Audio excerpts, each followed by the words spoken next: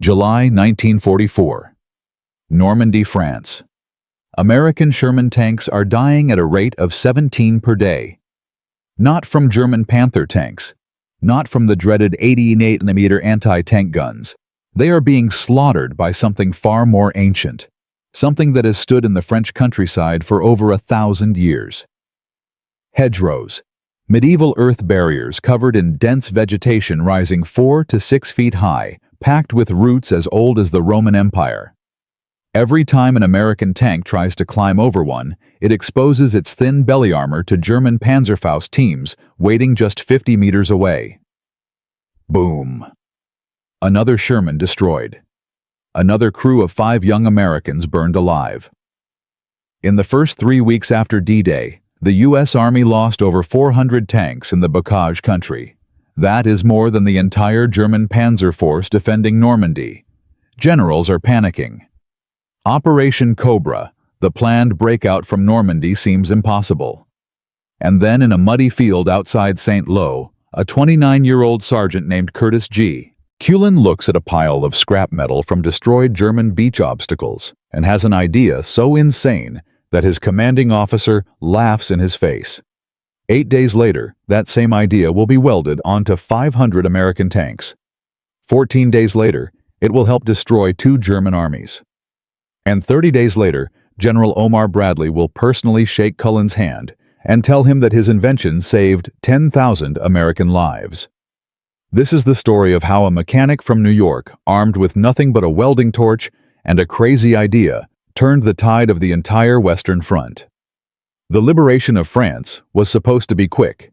When American forces stormed the beaches of Normandy on June 6, 1944, the plan called for capturing the city of Caen within 24 hours and breaking out into the open French countryside within a week.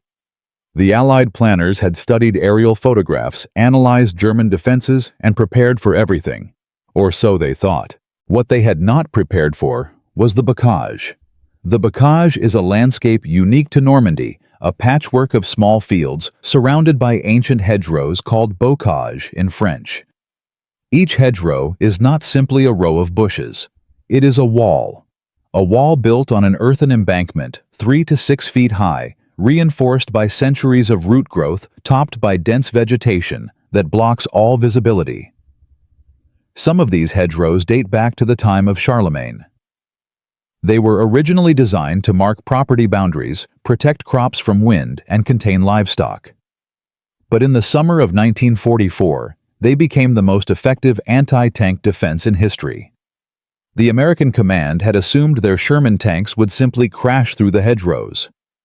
After all, the Sherman was a 33-ton war machine powered by a 400-horsepower engine.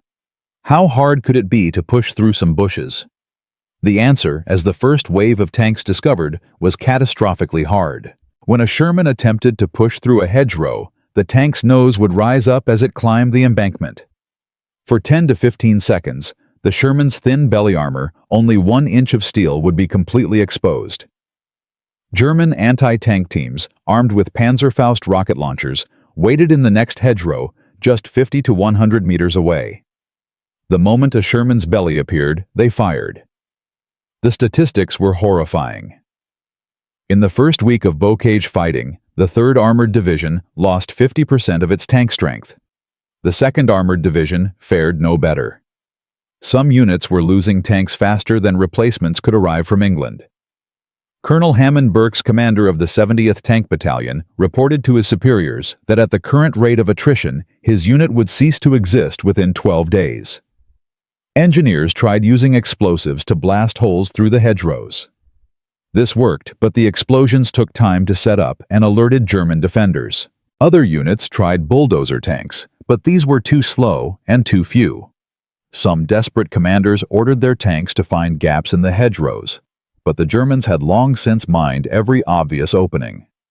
By late June, the entire Allied offensive had ground to a halt. General Omar Bradley, commander of the 1st U.S. Army, was furious. His forces controlled a beachhead barely 20 miles deep. Hundreds of thousands of troops were cramped into this narrow strip of coastline, unable to break out. Every day they remained stuck, the Germans brought in more reinforcements. Every day, the chance of a successful breakout diminished. Bradley needed a solution. He needed it fast. And he needed it from somewhere no one expected. Sergeant Curtis G. Cullen was not the kind of man who appeared in military histories.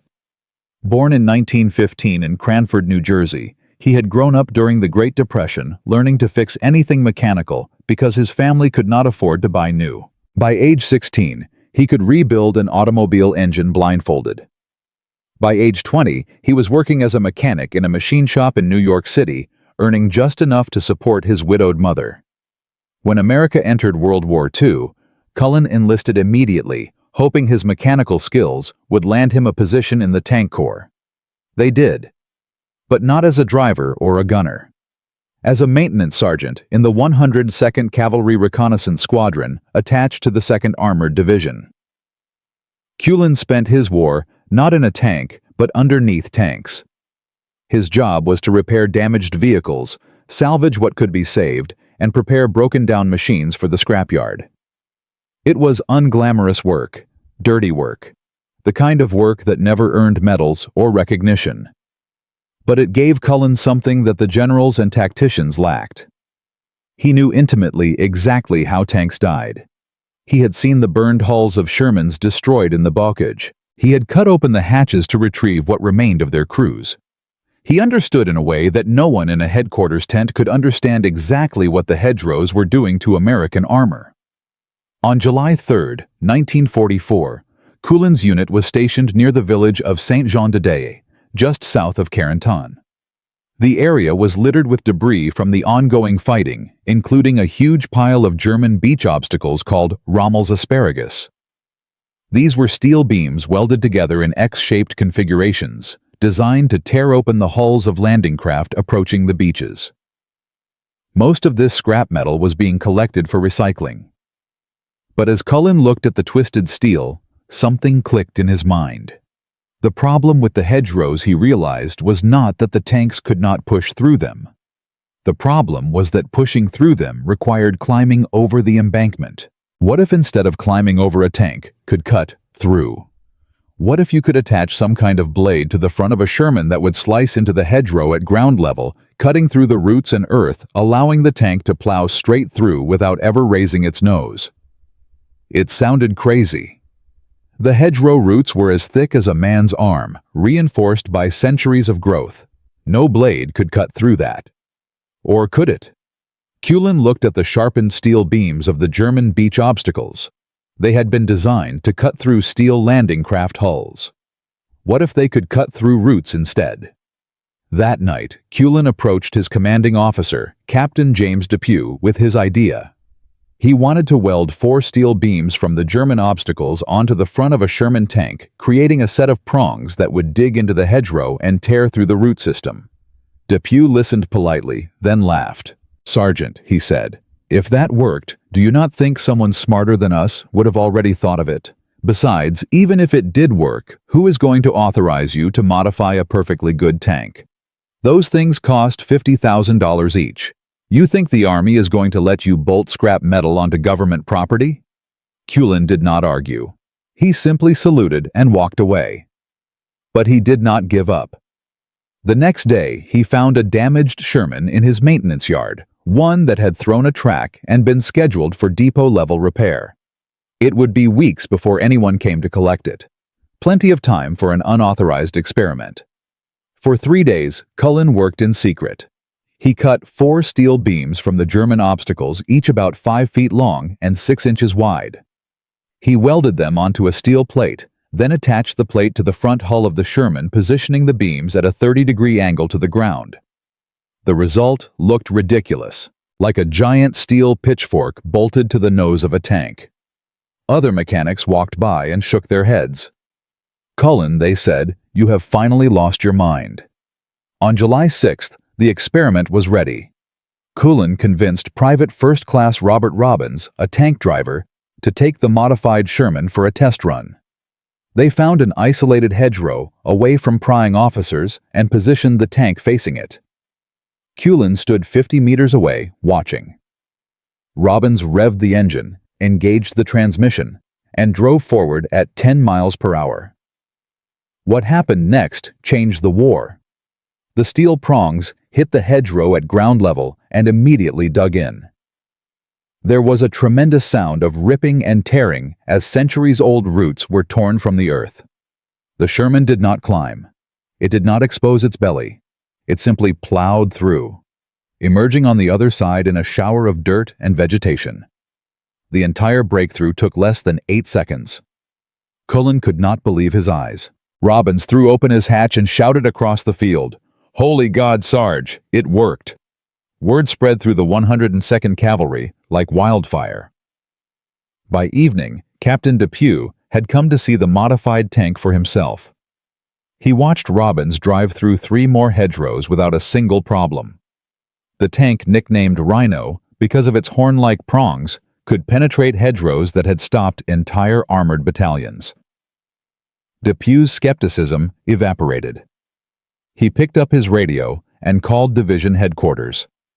The next morning, Major General Edward Brooks, commander of the 2nd Armored Division, arrived at Cullen's maintenance yard. He had Cullen demonstrate the device 3 times, then immediately ordered his engineering battalion to begin mass production. Every available German beach obstacle was collected. Welding teams worked around the clock. Within 48 hours, the first 12 Cullen cutters were ready for combat testing. On July 10th, a company of Rhino-equipped Shermans attacked a German position near La Chapelle and Juget that had resisted 3 previous assaults. The German defenders were expecting the usual slow, vulnerable approach. Instead, the American tanks burst through the hedgerow line in seconds, appearing inside the German perimeter before the defenders could react. The position fell in 15 minutes with minimal American casualties. Reports of the success reached General Bradley's headquarters by noon. Bradley immediately ordered all available production resources diverted to manufacturing Cullen cutters. By July 20th, over 500 American tanks had been equipped with the device.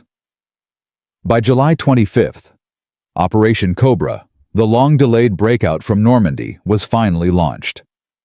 And the results were devastating. But this was only the beginning.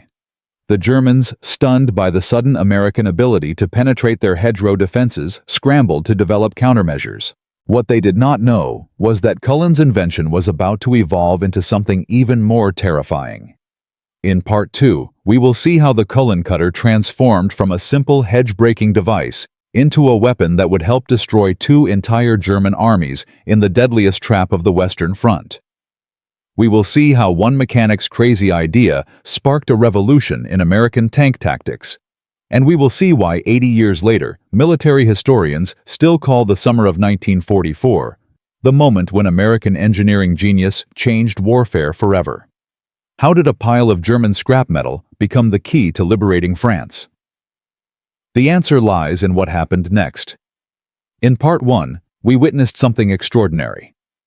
Sergeant Curtis G. Cullen, a 29-year-old tank mechanic from New Jersey, invented a device that could solve the deadliest problem facing the American Army in Normandy. His Rhino cutter, made from German beach obstacles, allowed Sherman tanks to plow through ancient hedgerows without exposing their vulnerable belly armor. In just 1 week, over 500 tanks were equipped with his invention. Operation Cobra, the long-delayed breakout from Normandy, was finally possible. The impossible had become reality. But here is what the history books do not tell you. Before a single Rhino cutter reached the battlefield, Cullen's invention nearly died. Not from German bullets, not from technical failure. It nearly died in an American conference room, killed by the very officers who should have embraced it. Because in July 1944, convincing the U.S. Army to adopt a revolutionary idea invented by an enlisted mechanic was harder than fighting the entire German Wehrmacht. And this is where everything almost went catastrophically wrong. The date was July 8, 1944, 2 days after Cullen's successful field test. Major General Edward Brooks had seen the Rhino cutter work with his own eyes. He had immediately ordered his engineering battalion to begin production. But Brooks commanded only the 2nd Armored Division. He could not authorize Army-wide adoption. That decision belonged to the 1st Army Headquarters, specifically to the office of the Chief of Ordnance Colonel Thomas Nixon. Nixon was a career officer with 22 years of service. He had graduated 3rd in his class at West Point. He had written 3 technical manuals on armored vehicle maintenance. And he absolutely refused to believe that an enlisted mechanic with no engineering degree had solved a problem that his entire department had failed to address. When Brooks submitted a formal request for Army-wide production of the Cullen cutter, Nixon's response was swift and devastating. Request denied. The proposed modification has not undergone proper testing protocols. Field expedient devices cannot be authorized for mass production without Ordnance Department evaluation. Estimated time for evaluation, 6 to 8 weeks. 6 to 8 weeks. American soldiers were dying at the rate of 200 per day in the Bocage. Operation Cobra was scheduled for July 18th, just 10 days away, and Nixon wanted 2 months of testing. General Brooks was furious. He requested an emergency meeting with Nixon at 1st Army Headquarters in Isigny. The meeting took place on July 9th at 0900 hours. What happened in that room would determine the fate of thousands of American soldiers. Brooks arrived with Captain James Depew and Sergeant Cullen himself. Nixon sat behind his desk, flanked by 2 lieutenant colonels from his staff. The atmosphere was hostile from the first moment. General Nixon began. "I understand you have seen this device in operation, but with respect, sir, you are not an ordnance engineer. You cannot evaluate whether this modification compromises the structural integrity of the Sherman's hull. You cannot assess the long-term effects on transmission and suspension.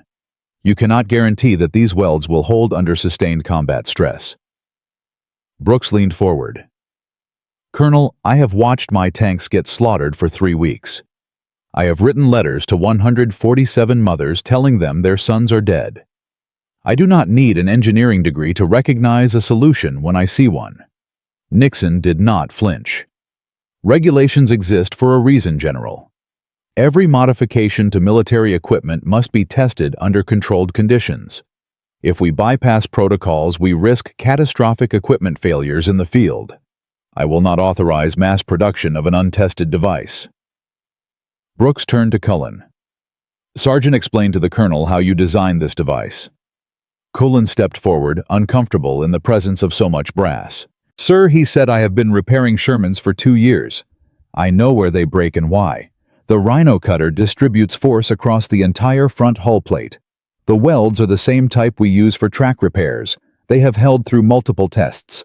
I can guarantee they will hold in combat." Nixon smiled coldly. "And you are basing this guarantee on what, Sergeant? Your extensive engineering education, your decades of research."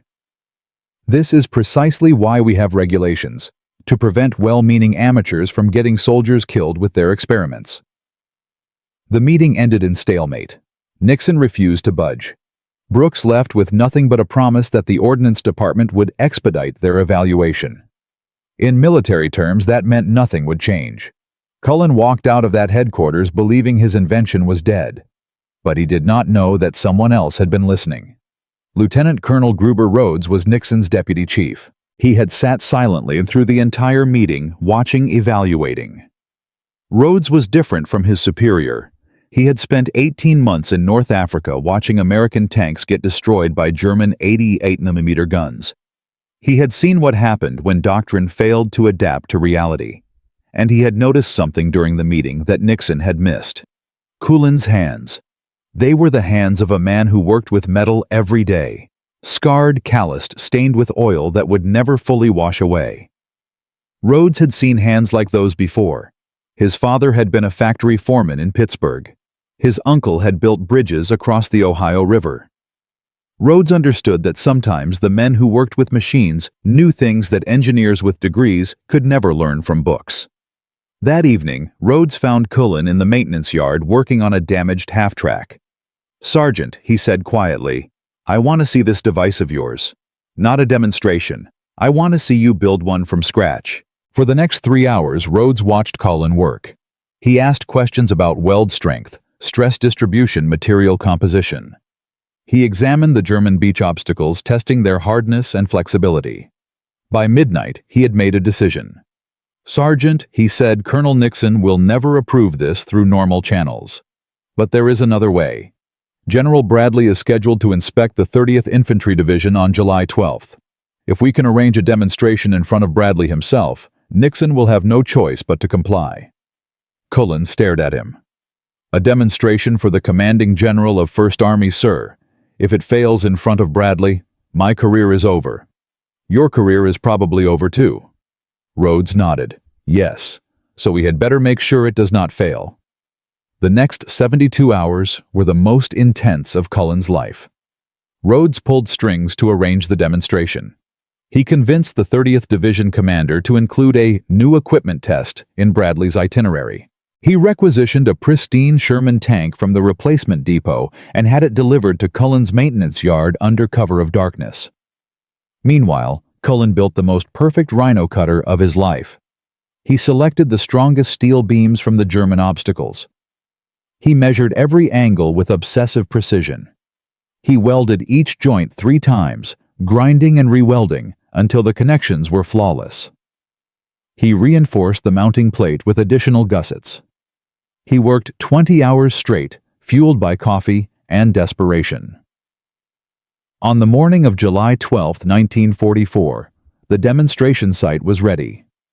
Rhodes had selected a location near the village of Saint-Clair-sur-l'Elle, where a particularly dense hedgerow bordered an open field. The hedgerow was ancient, its roots visible where erosion had exposed the embankment. Local farmers said it had stood since the time of William the Conqueror. It was exactly the kind of obstacle that had stopped American armor for 3 weeks. General Omar Bradley arrived at 1400 hours, accompanied by his chief of staff and several division commanders. Colonel Nixon was there too, his face set in a skeptical frown. He had tried to cancel the demonstration, arguing that it was a waste of the commanding general's time. Rhodes had countered that General Brooks had specifically requested Bradley's evaluation. Nixon had no choice but to attend. The Sherman tank sat 50 meters from the hedgerow, its engine idling. The rhino cutter gleamed in the afternoon sun, 4 steel prongs angled forward like the tusks of some prehistoric beast. Cullen stood beside the tank, his heart pounding so hard he could feel it in his throat. Everything depended on the next 5 minutes. Bradley walked around the tank, slowly examining the device from every angle. He asked no questions. His face revealed nothing. Finally, he nodded to Cullen. "Sergeant, show me what this thing can do." Cullen climbed into the tank and took the commander's position. Private Robert Robbins was in the driver's seat, the same man who had driven the original test. Cullen keyed the intercom. "Robbins," he said, nice and smooth. 10 miles per hour. Do not stop for anything." The Sherman lurched forward, picking up speed. 20 meters to the hedgerow. 15. 10. Cullen gripped the hatch rim, forcing himself to watch. If the welds failed now, if the prongs bent or broke, he would be court-martialed for wasting the commanding general's time. His career would end in disgrace. 5 meters. Contact. The steel prongs bit into the hedgerow with a sound like thunder. Roots that had grown for 9 centuries exploded from the earth. Dirt and vegetation sprayed in all directions. The Sherman did not slow. It did not hesitate. It tore through the hedgerow like a hot knife through butter, emerging on the far side in a shower of debris. Total time from contact to breakthrough, 6.3 seconds. Cullen ordered Robbins to turn around and repeat the demonstration. The tank crashed through a second hedgerow, then a third. Each breakthrough took less than 8 seconds. The Sherman's hull showed no damage. The welds held perfectly. The prongs were slightly bent, but fully functional. Bradley stood motionless for a long moment, staring at the demolished hedgerows. Then he turned to Nixon. "Colonel," he said, his voice quiet, but carrying across the field. "How many of these devices can you produce in 1 week?" Nixon's face had gone pale. "Sir, I would need to evaluate the production requirements. The welding capacity alone would require—" Bradley cut him off. "I am not asking for a study, Colonel. I am asking for a number." How many roads stepped forward? "General, I have already surveyed available resources. With full priority, we can produce 300 units in 5 days, 500 in 8 days. Bradley nodded. "Do it. I want every tank in First Army equipped with this device before Operation Cobra launches." He paused and looked at Cullen. "Sergeant, what do you call this thing?" Cullen hesitated. "The men have been calling it the Rhino, sir, because of the horns." Bradley almost smiled. "The Rhino. I like it." He turned to his staff. "Gentlemen, we have just witnessed something important. Remember this day. Remember this sergeant. Because what happened here is going to change this war." The next 11 days were chaos. Every welding team in the First Army sector was diverted to Rhino production. German beach obstacles were collected from a 40-mile stretch of coastline. Cullen was promoted to technical sergeant and assigned to supervise quality control. He worked 18 hours a day inspecting welds, training production crews, troubleshooting problems. Rhodes coordinated logistics, ensuring that completed Rhinos reached tank units as quickly as possible. But not everyone welcomed the change. Tank commanders who had survived the Bastogne fighting had developed their own survival tactics. They were suspicious of any new equipment. Some refused to install the Rhinos, claiming they would slow their tanks down. Others installed them incorrectly, weakening the attachments. Cullen found himself traveling from unit to unit, personally demonstrating the device and convincing skeptical crews. On July 17th, he arrived at the 743rd Tank Battalion, which had lost 23 tanks in the previous 2 weeks. The battalion commander, Lieutenant Colonel Duncan, was hostile. "Sergeant, he said my men have been fighting these hedgerows for a month. You think some bolt-on gadget is going to fix everything? What happens when those prongs hit a stone wall? What happens when they snag on a buried log? You want my crews to trust their lives to something built by a mechanic." Cullen did not argue. He simply asked for 1 tank and 1 hour. He had Robbins drive the Rhino-equipped Sherman through 5 hedgerows in 20 minutes, including one that concealed a stone foundation. The prongs cut through everything. Duncan watched in silence. Then he ordered his entire battalion equipped within 24 hours. By July 24th, the eve of Operation Cobra, 502 American tanks carried Rhino cutters. The transformation was complete. What had been a killing ground for American armor was about to become a graveyard for the German army. On July 25th, Operation Cobra began. The Rhino-equipped tanks of First Army smashed through hedgerow after hedgerow, advancing faster than anyone had thought possible. German defenders, accustomed to watching American tanks expose their bellies in futile climbing attempts, suddenly found Shermans bursting through at ground level. The carefully prepared defensive positions were useless. Within 48 hours, the American forces had advanced 15 miles. Within a week, they had broken out of the bocage entirely. The German reaction was immediate and panicked. Reports flooded into Wehrmacht headquarters describing American tanks that could pass through hedgerows like ghosts. The carefully constructed defensive strategy for Normandy collapsed overnight. General Gunther von Kluge, commander of German forces in the West, sent a desperate message to Berlin. "The Americans have developed a new weapon. Our hedgerow defenses are no longer effective. Request immediate reinforcement." But it was too late. The breakthrough at St. Lo had created a gap that the Germans could not close. American forces poured through, threatening to encircle the entire German 7th Army. The Normandy campaign, which had been stalled for nearly 7 weeks, suddenly accelerated toward a decisive conclusion. And yet, as American tanks rolled through the shattered German lines, a new problem was emerging. The Rhino cutter had been designed for the bocage, for the unique terrain of Normandy. It was never meant for the open fields of central France or the fortified positions of the German border. Military intelligence was already receiving reports that the Germans were studying captured Rhinos, analyzing their construction, developing countermeasures. The weapon that had broken the Normandy stalemate was about to face its greatest challenge. Because what Cullen did not know, what no one in the American command suspected, was that German engineers had already begun designing a response. In a factory outside Stuttgart, teams were working around the clock on a new generation of anti-tank obstacles, specifically designed to defeat the Rhino cutter.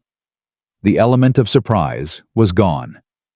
The Germans knew exactly what they were facing, and they were preparing something that would test American ingenuity to its absolute limits. In Part 3, we will see how the Rhino cutter transformed from a hedge-breaking tool into the centerpiece of the greatest encirclement battle of the Western Front. We will witness the destruction of 2 German armies at the Falaise Pocket, where the tactics pioneered by one mechanic from New Jersey helped trap and annihilate over 100,000 German soldiers. And we will discover what happens when the enemy adapts, when the advantage of surprise disappears, and when a simple invention must evolve or become obsolete. The war for the hedgerows was won, but the war for Europe had only begun. And the real test of Curtis Cullen's genius was still to come. Let us recap what we have witnessed. In Part 1, Sergeant Curtis G. Cullen invented the Rhino cutter, a simple device made from German beach obstacles that allowed American tanks to smash through the deadly hedgerows of Normandy. In Part 2, he fought a different kind of battle, convincing skeptical officers to adopt his invention. He succeeded. By July 24, 1944, over 500 American tanks carried his device. Operation Cobra was ready to launch. But as the first Rhino-equipped Shermans tore through German defensive lines, something unexpected happened. The Germans did not simply retreat. They adapted. They studied. They prepared countermeasures. Within 72 hours of Cobra's launch captured, Rhino cutters were being shipped to engineering facilities in Germany for analysis. The element of surprise was gone, and now the real test would begin. This was no longer an experiment. This was total war, and the stakes were about to become unimaginably high. On July 28, 1944, 3 days after Operation Cobra began, a German staff car arrived at Field Marshal Gunther von Klug's headquarters in La Roche-Guyon. Inside was a preliminary report from the Wehrmacht's Technical Intelligence Division. Von Klug read it twice, his face growing darker with each line. The Americans had solved the hedgerow problem. His entire defensive strategy for Normandy was now obsolete. The report was devastating. In the first 48 hours of Cobra, German forces had lost 127 tanks and assault guns. Not to American air power, not to artillery, to Sherman tanks that could now penetrate hedgerow defenses faster than German crews could react. The carefully prepared killing zones had become death traps for the defenders instead of the attackers. Positions that should have held for days were falling in hours. Von Klug immediately convened an emergency meeting with his corps commanders.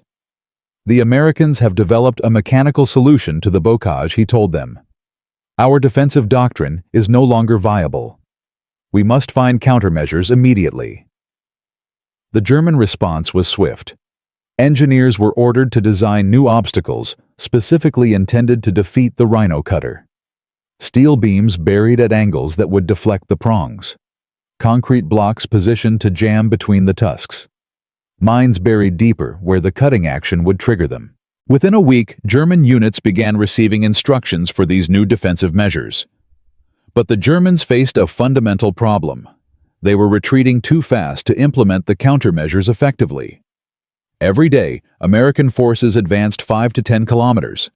Every day, German units fell back to new positions before they could properly fortify them. The Rhino cutter had not just solved a tactical problem. It had created a strategic avalanche that the Wehrmacht could not stop. German losses mounted catastrophically. In the first week of August, the German 7th Army lost 350 tanks and over 20,000 men killed or captured. Entire divisions were reduced to remnants. The 352nd Infantry Division, which had defended Omaha Beach on D-Day, was destroyed as a fighting force. The Panzer-Lehr Division, one of Germany's elite armored units, lost 90% of its equipment. Field Marshal von Klug sent increasingly desperate messages to Berlin. The enemy has achieved complete tactical superiority in mobile warfare. Our forces cannot establish defensive positions before being overrun. Request immediate reinforcement or authorization to withdraw to the Seine. Hitler's response was predictable. No retreat. Hold every position to the last man. Von Kluge knew this order was suicidal, but he had no choice except to obey. The German army in Normandy was trapped between Hitler's delusions and American steel, and the trap was about to close completely. But the American advance was not without problems. As the Rhino-equipped tanks pushed deeper into France, unexpected issues emerged. The device that worked perfectly in the bocage was encountering new challenges on different terrain. On August 3rd, near the town of Mortagne, a company of Rhino Shermans encountered a German counterattack. The tanks attempted to use their cutters against a stone wall reinforced with concrete. The results were catastrophic. 3 of the 4 lead tanks suffered severe damage. The steel prongs bent or broke against the harder material. Transmissions were damaged by the sudden stress. 1 tank threw its track entirely. Reports of similar incidents flooded back to headquarters. The Rhino cutter, designed for earthen hedgerows reinforced with roots, was failing against masonry and concrete. Critics who had opposed the device from the beginning seized on these failures. Colonel Nixon, humiliated by the success of Cobra, circulated a memo arguing that the Rhino program had been rushed into production without adequate testing. He demanded that modified tanks be withdrawn for proper engineering evaluation. The timing could not have been worse. American forces were on the verge of the greatest encirclement victory of the Western Front. Any delay in armored operations could allow the German 7th Army to escape. General Bradley faced an impossible choice: continue with potentially flawed equipment or pause for modifications and lose the strategic advantage. Cullen was summoned to a crisis meeting at 1st Army headquarters on August 5th. He faced a room full of angry officers demanding explanations. Sergeant 1 Colonel snapped, "Your device is breaking our tanks. Men are dying because of equipment failures. What do you have to say?" Cullen stood his ground. "Sir," he replied, "the Rhino was designed for hedgerows, not fortress walls.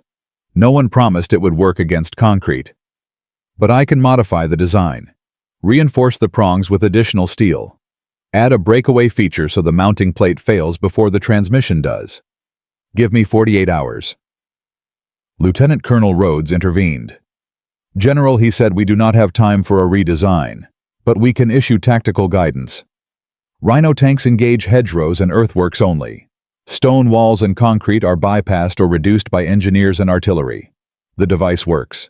We just need to use it correctly." Bradley made his decision. "Continue operations. Issue the tactical guidance immediately. Sergeant Cullen will work on modifications for future production. We cannot stop now, not when we are this close." The order went out within hours. Rhino tanks were to avoid hard obstacles. Engineers and tank destroyers would handle fortified positions. The crisis passed, and the greatest victory of the campaign was about to unfold. August 12, 1944. The Falaise Pocket. This date would become legendary in military history. For 3 weeks, American forces had been pushing east, while British and Canadian forces pressed south. Now, the two pincers were about to meet. Trapped between them was the bulk of the German 7th Army and 5th Panzer Army.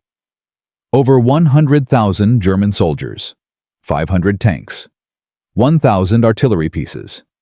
If the pocket closed, it would be the greatest Allied victory since Stalingrad. The key to closing the pocket was speed. American armor had to reach the town of Argenton before the Germans could escape through the narrowing gap. The distance was 40 kilometers. Between the Americans and their objective lay a landscape of orchards, sunken roads, and dense vegetation. Not quite bocage, but close enough. Without the Rhino cutters, the advance would take days. With them, it might take hours. At 0600, the 90th Infantry Division and the attached 712th Tank Battalion launched their attack toward Argenton.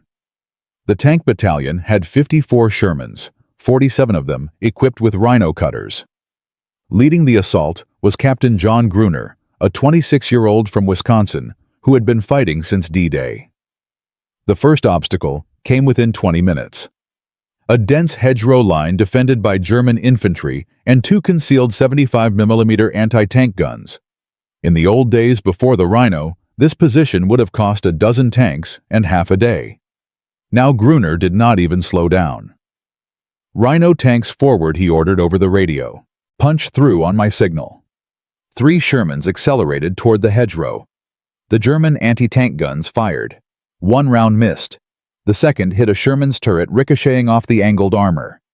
Before the Germans could reload, all 3 tanks hit the hedgerow simultaneously.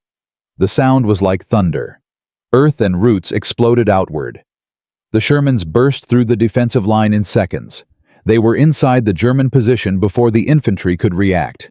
Machine guns opened fire. Germans scattered. The anti-tank crews abandoned their weapons and ran. Time from first contact to breakthrough 47 seconds. The column pushed forward. Another hedgerow. Another breakthrough. Then another. Each obstacle that should have stopped the advance for hours was penetrated in less than a minute. German defenders had no time to organize resistance. By 0900, Gruner's tanks had advanced 12 kilometers. But the Germans were not finished. At 10:30, the column encountered a prepared defensive position near the village of Écouché. This was different. The Germans had dug in tanks. 5 Panthers hull down behind earthen berms, their powerful 75mm guns covering every approach. Behind them, infantry with Panzerfaust anti-tank rockets waited in foxholes. Gruner assessed the situation. The Panthers were too well protected for a frontal assault. But their position had one weakness. The earthen berms they hid behind were essentially man-made hedgerows. "All Rhino tanks form line abreast," Gruner ordered. "We are going through the berms. Hit them from the flank." It was insane. Charging Panther tanks with Shermans was usually suicide. But Gruner was not planning a conventional attack. His tanks would not climb over the berms and expose their bellies. They would cut through them, emerging at ground level inside the Panthers' defensive perimeter. At 10:47, 7 Rhino Shermans charged the German position. They hit the berms at 15 miles per hour. Steel prongs tore through the earth. The tanks exploded through the defensive works emerging 30 meters from the surprised German crews. At that range, even the Sherman's 76mm gun could penetrate Panther side armor. The battle lasted 4 minutes. 3 Panthers were destroyed. 2 were abandoned when their crews fled. German infantry trapped between the Shermans and their own defensive works surrendered in groups. Final count: 5 tanks destroyed, 180 Germans killed or captured. American losses: 2 tanks damaged, 3 men wounded. By 1400, Gruner's column reached the outskirts of Argenton. They had covered 40 kilometers in 8 hours, smashing through 17 defensive positions. The speed was unprecedented. Nothing in military doctrine had predicted such rapid armored advance through defended terrain. Private William Hastings, a loader in Gruner's command tank, wrote to his wife that night, "We went through the German lines like a hot knife through butter. Every time they set up a position, we just drove right through it." The Krauts could not believe what they were seeing. Neither could we. News of the breakthrough spread through the Allied command like wildfire. Within 24 hours, the implications were clear. The Rhino cutter had not just solved the hedgerow problem. It had fundamentally changed the nature of armored warfare. Defensive positions based on terrain obstacles were no longer viable against American forces. The German strategy of trading space for time had collapsed. The statistics told the story. Before the Rhino cutter, American armored divisions in the Bocage advanced an average of 1.2 kilometers per day. After widespread Rhino adoption, that figure jumped to 8.7 kilometers per day, a 625% increase. Tank losses from hedgerow-related vulnerabilities dropped by 73%. Time to breach defensive positions decreased from an average of 4.3 hours to 23 minutes. The Falaise pocket closed on August 21st. Inside, the German army experienced its worst defeat in the West. 10,000 German soldiers were killed. 50,000 were captured. 500 tanks and assault guns were destroyed or abandoned. 1,000 artillery pieces were lost. 2 entire armies, the 7th and 5th Panzer, ceased to exist as fighting forces. Field Marshal von Kluge, who had predicted this disaster weeks earlier, was summoned back to Germany. He never arrived. On August 19th, he took cyanide near the town of Metz. His suicide note blamed Hitler for the catastrophe. American newspapers called it the greatest victory since D-Day. Generals praised the fighting spirit of the troops, the brilliance of the tactical planning, the superiority of Allied air power. But those who had been in the bocage knew the truth. The breakthrough that made Falaise possible had started with a mechanic and a pile of scrap metal. On September 4, 1944, Sergeant Curtis G. Cullen received the Legion of Merit from General Omar Bradley personally. The citation praised his outstanding ingenuity and mechanical skill that contributed materially to the success of the Normandy campaign. Cullen stood at attention while Bradley pinned the medal on his chest. Behind him, hundreds of soldiers watched. Many of them owed their lives to his invention. But what happened to Cullen after the war ended? What became of the man whose crazy idea saved thousands of lives and changed military history? The answer is a story that almost no one knows. A story of humility, obscurity, and a lesson about how nations remember their heroes. In Part 4, we will follow Cullen from the battlefields of Europe back to civilian life. We will discover what happened to the Rhino cutter after the war, how it influenced military thinking for decades to come, and why the man who invented it was almost completely forgotten by history. We will learn about the letters he wrote, the interviews he refused, and the quiet life he chose instead of fame. And we will ask the question that this entire story has been building toward. What does it mean when a nation's greatest heroes are not generals or presidents, but ordinary people who saw a problem and refused to accept that it could not be solved? This story has one final chapter, and it may be the most important one of all. Let us trace the incredible journey we have witnessed together. In Part 1, a 29-year-old mechanic named Curtis G. Cullen looked at a pile of German scrap metal and saw something no one else could see. He invented the Rhino cutter, a device so simple that experts laughed at it, so effective that it changed the entire war.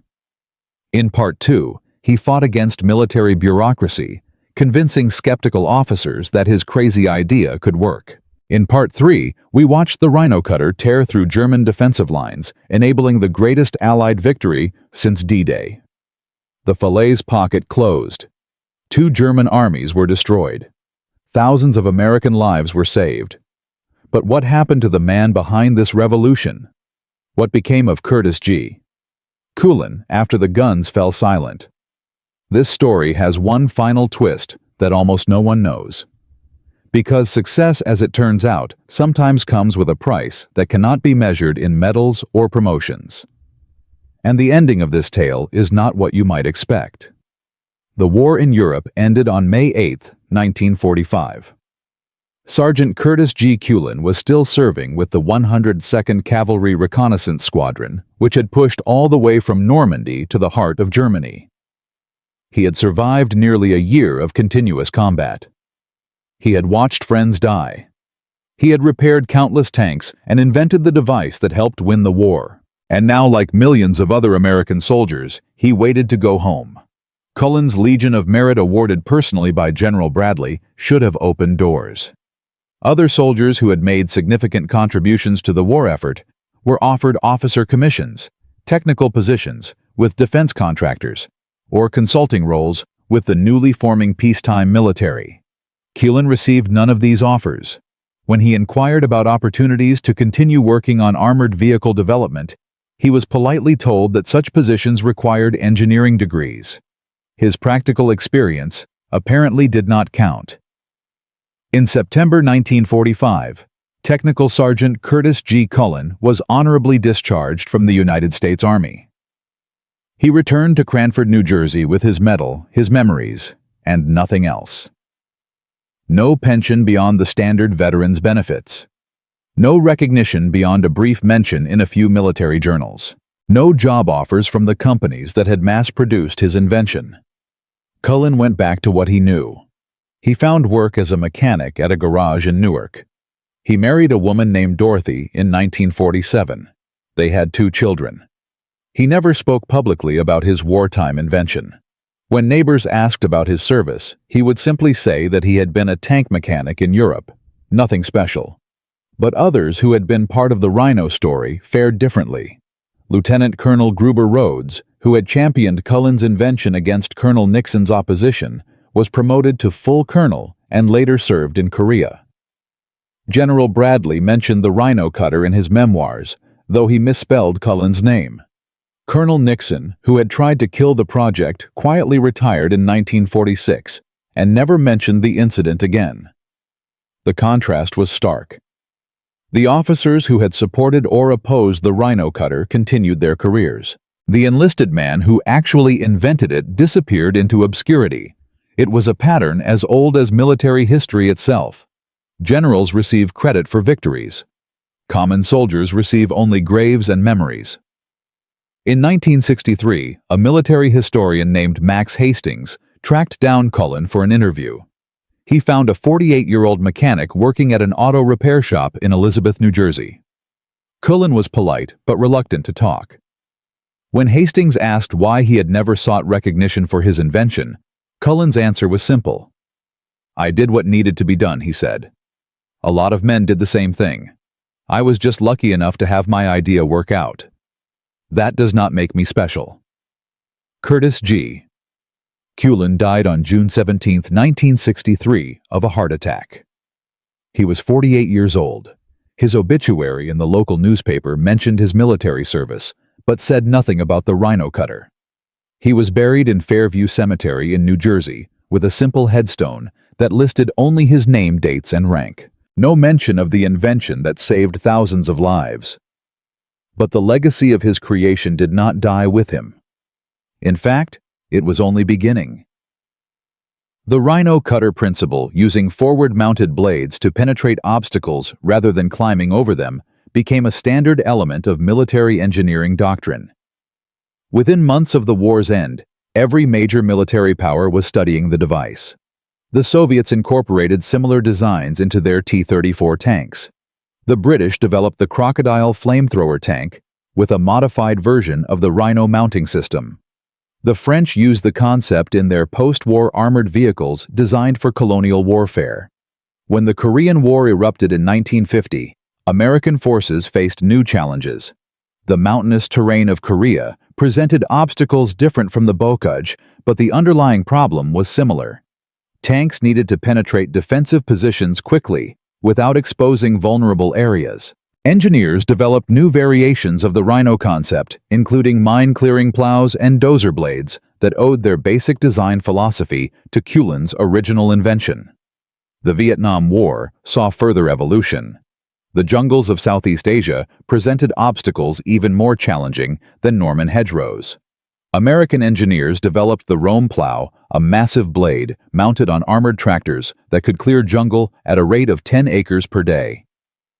The fundamental principle was identical to what Cullen had demonstrated in 1944. Do not go over the obstacle, go through it. By the 1991 Gulf War, the descendants of the Rhino cutter were everywhere. The M1 Abrams tank could be fitted with mine plows and obstacle-clearing blades that traced their lineage directly back to that muddy field near Saint-Jean-de-Dié. The Bradley fighting vehicle used similar mounting systems. Even naval vessels incorporated the concept for beach-clearing operations. Military historians have attempted to calculate the total impact of Cullen's invention. The numbers are staggering. In the Normandy campaign alone, the Rhino cutter is credited with reducing American tank losses by approximately 1 in 200 vehicles. At an average crew of 5 men per tank, that represents 6,000 soldiers who survived because of one mechanic's idea. When subsequent applications in Korea, Vietnam, and later conflicts are included, the number of lives saved likely exceeds 20,000. The monetary impact was equally significant. Each Sherman tank cost approximately $50,000 in 1944 currency. Saving 200 tanks represented $60 million in equipment. Adjusted for inflation, that equals roughly $900 million in today's money. The rhino cutter itself cost virtually nothing to produce using only scrap metal that would otherwise have been recycled. Today, 80 years after its invention, the rhino principle remains embedded in military doctrine. The U.S. Army's current obstacle-clearing systems, including the assault breacher vehicle, incorporate design elements that can be traced directly to Culin's original concept. Military academies around the world teach the rhino cutter as a case study in innovation under pressure. It has become one of the most influential individual inventions in the history of armored warfare. But the legacy of Curtis Culin extends beyond engineering. His story carries lessons that resonate far beyond the battlefield. Lessons about creativity, courage, and the way institutions respond to change. The first lesson is deceptively simple. Good ideas can come from anyone. Culin had no engineering degree. He had no formal training in tank design. He was a mechanic, a man who fixed things for a living. Yet he saw a solution that thousands of trained engineers had missed. Why? Because he worked with tanks every day. He understood them not as theoretical systems, but as physical machines with real limitations. His practical knowledge gave him insights that academic expertise could not provide. This pattern appears throughout military history. The periscope rifle, which allowed soldiers to fire from trenches without exposing themselves, was invented by a lance corporal, not a general. The LCVP landing craft that made D-Day possible was designed by a Louisiana boat builder with no military background. The proximity fuse, one of the most important weapons innovations of World War II, was perfected by a team that included watchmakers and radio hobbyists. The second lesson is more troubling. Institutions resist innovation even when lives are at stake. Colonel Nixon was not a villain. He was a professional officer following established procedures. Those procedures existed for good reasons. Untested equipment could fail catastrophically. Rushed modifications could kill the soldiers they were meant to protect. But in the urgency of war, those procedures became obstacles to survival. Nixon's insistence on months of testing would have cost thousands of lives. This tension between caution and innovation exists in every large organization. Corporations reject disruptive ideas because they threaten existing business models. Governments resist policy changes because bureaucracies are designed for stability, not adaptation. Militaries cling to proven doctrines because changing tactics is dangerous and uncertain. The challenge is knowing when to follow the rules and when to break them. The third lesson is about courage. Culin knew that unauthorized modification of military equipment could end his career. He knew that challenging senior officers was dangerous for an enlisted man. He did it anyway, not because he wanted glory or recognition, but because men were dying and he believed he could help. That kind of moral courage, the willingness to risk personal consequences for the greater good, is rarer than physical bravery. Similar examples fill the annals of military innovation. Billy Mitchell risked court-martial to prove that aircraft could sink battleships. John Boyd sacrificed his career to develop the theories that revolutionized fighter combat. Hugh Thompson landed his helicopter between American soldiers and Vietnamese civilians at My Lai, knowing he might be shot by his own comrades. In each case, an individual chose principle over self-interest. The fourth lesson connects directly to our present moment. Innovation is not optional. The military that adapts fastest wins. The company that embraces change survives. The society that encourages experimentation flourishes. The rhino cutter succeeded not because it was technically brilliant, but because it was tested, refined, and deployed faster than the Germans could respond. Speed of adaptation was the decisive factor. And there is one final detail of this story that almost no one knows. A detail that was classified for decades and only recently emerged from military archives.